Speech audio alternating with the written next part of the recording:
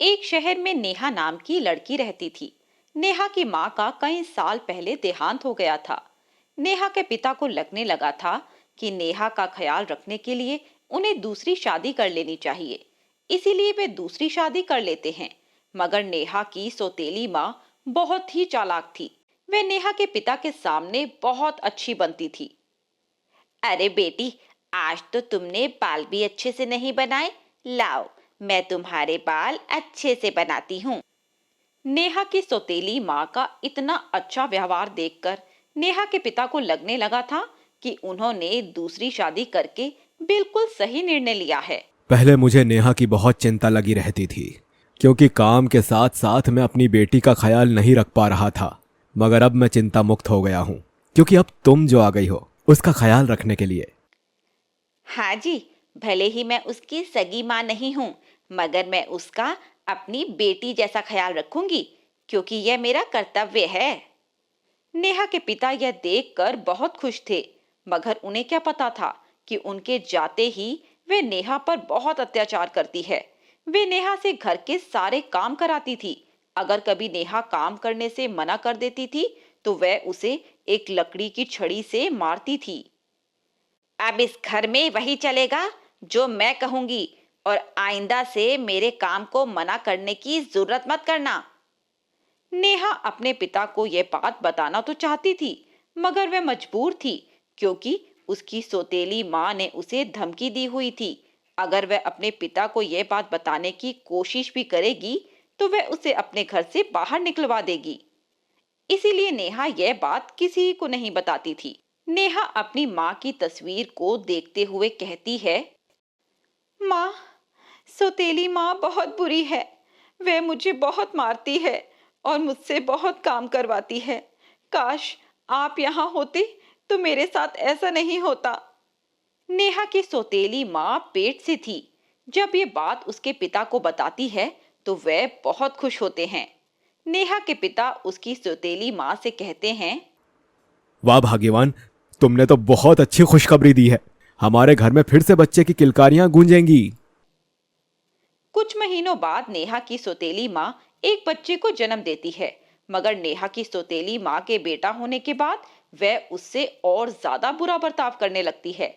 अगर नेहा अपने सौतेले माँ के बेटे के पास जाती थी तो वह नेहा पर बहुत गुस्सा करती थी।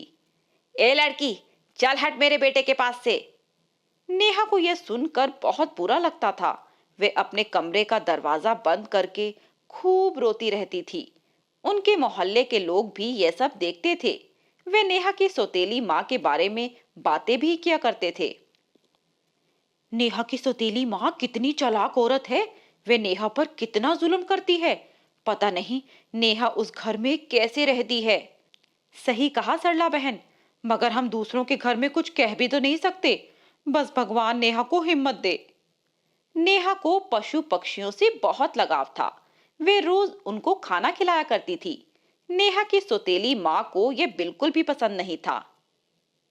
मैंने तुझे कितनी बार कहा है, इन कुत्तों और पक्षियों को मेरे घर के बाहर खाना मत खिलाया कर। उनकी आवाज से मेरे बेटे की नींद खराब होती है।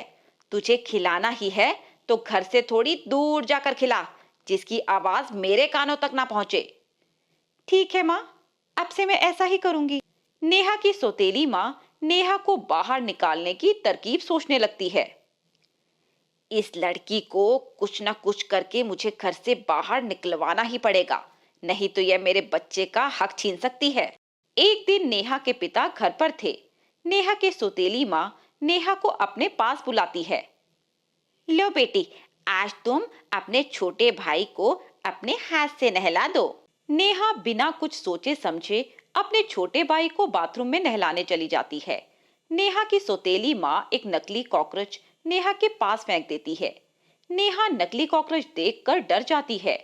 नेहा का छोटा भाई उसके हाथों से बाथ टब में गिर जाता है। तभी नेहा की सौतेली माँ और उसके पिता वहां आ जाते हैं। उसकी सौतेली माँ अपने बेटे को पानी से बाहर निकालकर एकदम चिल्लाने लगती है।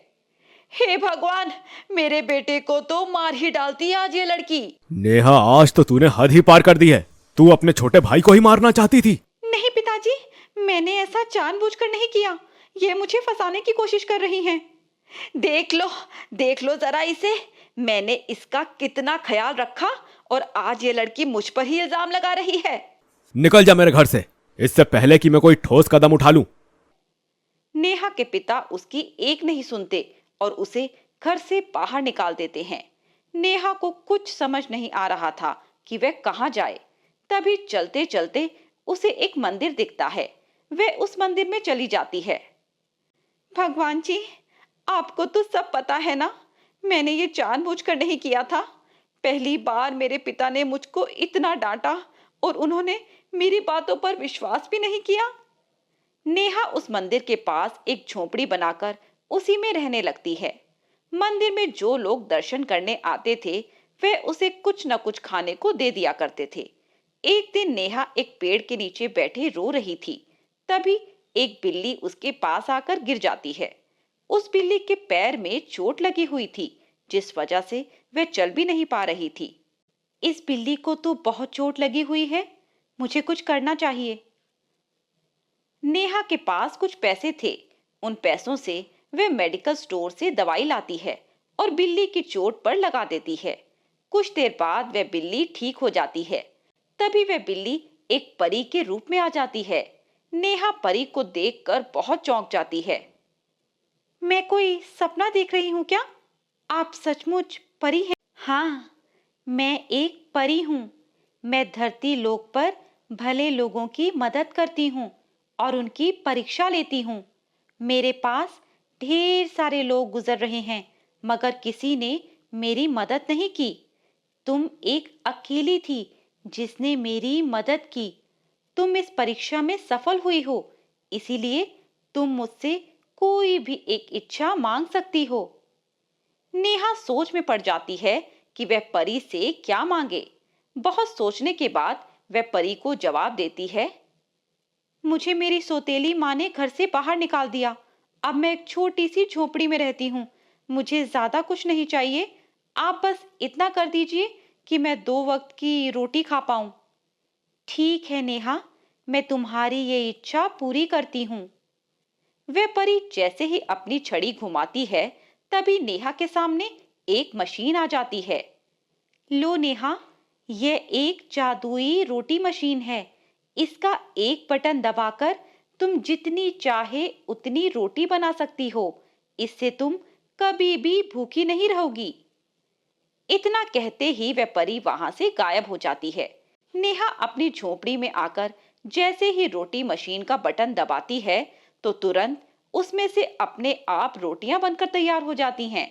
यह देखकर नेहा बहुत खुश हो जाती है।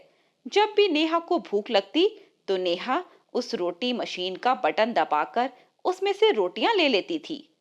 नेहा उस रोटी मशीन की मदद से एक स्टॉल लगा लेती है, जिस पर वह लोगों को खाना खिलाती है। अगर किसी के पास पैसे नहीं होते थे तो वह उन्हें मुफ्त में ही खाना खिलाती थी। नेहा सुबह से दोपहर तक अपना स्टॉल लगाती और शाम होते ही भूखे और असहाय लोगों को खाना खिलाया करती थी। गरीब लोग भी नेहा को बहुत दुआ देते थे। बेटी, भगवान तुम्हें बहुत खुश रखे और तुम्हें खूब सारी सफलता दे।